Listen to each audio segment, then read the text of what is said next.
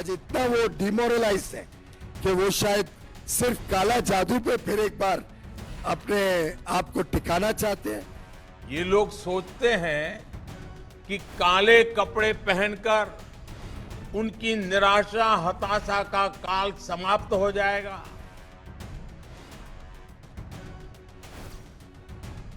अब वो दौर नहीं जब राजनीति में सिर्फ शब्दों के बाण चला करते थे। वो राजनेता देश के अंधविश्वास मिटाने के लिए कानून बनाते थे, वही अंधविश्वास में आज धकेला जा रहा है। घबराइए मत, क्योंकि आज मैं अंधविश्वास पर बात नहीं करने वाला हूं, लेकिन आज आपको काले जादू पर जो विवाद छिड़ा है उसके बारे में बताने वाले। जब भी कांग्रेस विपक्ष मोदी सरकार के खिलाफ विरोध प्रदर्शन करती है तो बीजेपी अक्सर काले जादू का जिक्र करती है। तो इस काले जादू के पीछे बीजेपी क्या दिखाना चाहती है? सवाल एक ही है कि क्या कांग्रेस के विरोध और राहुल गांधी से बीजेपी को 2024 में जीत या हार का डर है?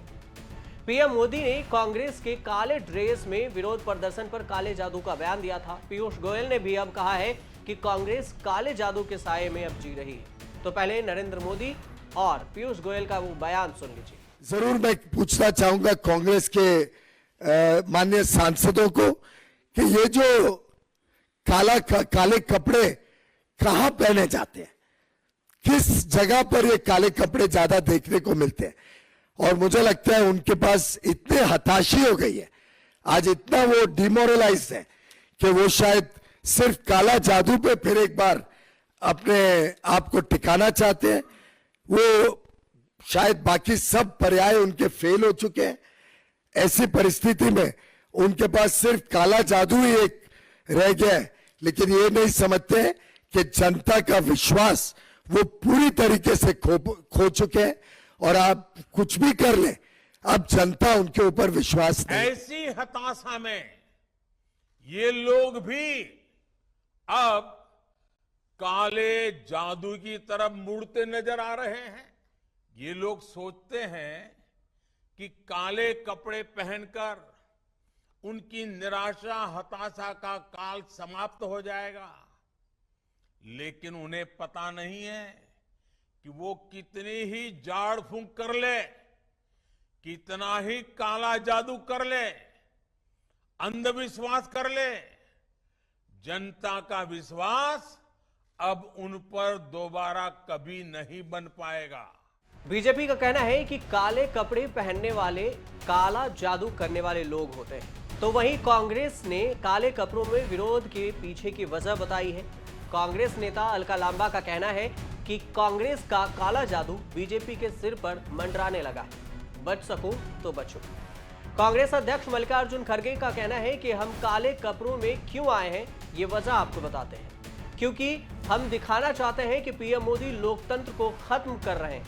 मल्लिकार्जुन खड़गे का बयान सुन लेते। आज हम काले कपड़े के ड्रेस में क्यों आए कि ये नहीं कि किसी को बताने के लिए नहीं, हम ये दिखाना चाहते हैं कि इस देश में डेमोक्रेसी को मोदी जी एक एक करके खत्म कर रहे हैं। एक तो पहले ऑटोनोमस बॉडीज को खत्म करते हुए आए, दूसरी तरह जो कानूनी तहत लोग चुनाव में जीत के आए उनको डरा धमका के उन्होंने हर जगह अपनी सरकार बनाने में गए। तीसरी बात, जो लोग झुकते नहीं उनको झुकाने के लिए ईडी का इस्तेमाल, सीबीआई का इस्तेमाल उन्होंने किया और कर रहे हैं भी। अब आपको बताते हैं कि कांग्रेस ने 27 मार्च को दिल्ली समेत देश के कई हिस्सों में काले कपड़ों में मोदी सरकार का विरोध किया। कांग्रेस का ब्लैक ड्रेस में विरोध, 17 विपक्षी पार्टियां शामिल हुई। इस विरोध में लोकतंत्र की हत्या और अदानी की जांच न कराए जाने को लेकर, जेपीसी की मांग को नहीं मानने को लेकर और राहुल गांधी की लोकसभा सदस्यता छीने जाने को लेकर ये ब्लैक ड्रेस विरोध प्रदर्शन कांग्रेस के द्वारा किया गया। लेकिन अब आपको बताते हैं कि जिस काले कपड़ों को बीजेपी काला जादू कहकर बुला रही है, उसी काले कपड़े में पीएम मोदी खुद कई बार दिख चुके हैं। उनके कई नेता ब्लैक ड्रेस में दिख चुके हैं। तो क्या कहना चाहती है बीजेपी कि काले जादू की चपेट में कांग्रेस है? 25 फरवरी 2019 की बात है। पीएम मोदी ने काले कपड़ों में कुंभ में डुबकी लगाई। प्रधानमंत्री मोदी ने गंगा में सहज आस्था में ये डुबकी लगाई। हालांकि पीएम मोदी से पहले कुंभ के शाही स्नान में केंद्रीय मंत्री स्मृति ईरानी ने भी आस्था की डुबकी लगाई थी। स्मृति ईरानी भी काले कपड़ों में थी। पीएम मोदी हाथ में काले रंग का धागा भी बांधे दिखते हैं। आपने कभी गौर किया हो तो देखिएगा, कई ऐसे मौके हैं जहां पीएम मोदी काले ड्रेस में भी दिखाई देते हैं। गृह मंत्री अमित शाह को भी अपने काले ड्रेस में आपने देखा होगा। पीएम मोदी कभी काले कोट में तो कभी काले चश्मा में दिखाई पड़ जाते हैं। ऐसे कई उदाहरण हैं जब पीएम मोदी और उनके नेता काले ड्रेस में दिखाई देते हैं। काले कपड़े को पहनने के पीछे कई तर्क हैं। कुछ लोग शौक से पहनते हैं, कुछ अलग दिखने के लिए पहनते हैं। मैंने भी अपने हाथों में काला धागा पहना है, आप भी देख सकते हैं कि काला ड्रेस भी मैं भी अक्सर पहना करता हूं। लेकिन क्या वाकई नरेंद्र मोदी और अमित शाह को काले रंग से डर लगता है? कई बार आपने देखा और सुना होगा कि अक्सर रैलियों में काले कपड़े पहनकर जाने की रोक होती है, वो इजाजत नहीं होती है ताकि उनका विरोध प्रदर्शन ना हो।